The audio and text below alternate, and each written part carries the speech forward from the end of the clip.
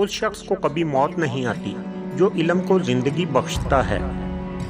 کسی کو اس کی ذات اور لباس کی وجہ سے حقیر نہ سمجھنا، کیونکہ تمہیں دینے والا اور اسے دینے والا ایک ہی اللہ ہے۔ وہ یہ اسے عطا کر سکتا ہے اور آپ سے واپس بھی لے سکتا ہے۔ دوست کو دولت کی نگاہ سے مت دیکھو، وفا کرنے والے دوست اکثر غریب ہوتے ہیں۔ بہترین آنکھ وہ ہے جو حقیقت کا سامنا کرے۔ دنیا میں سب سے مشکل کام اپنی اصلاح کرنا اور سب سے آسان کام دوسروں پر تنقید کرنا ہے۔ نفرت دل کا پاگل پن ہے۔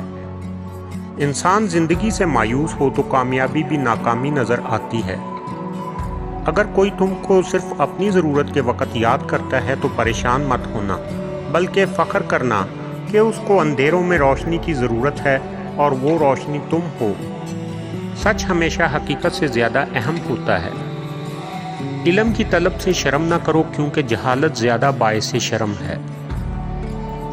دین سے اسی طرح محبت کرو جس طرح دنیا دار دنیا سے محبت کرتا ہے۔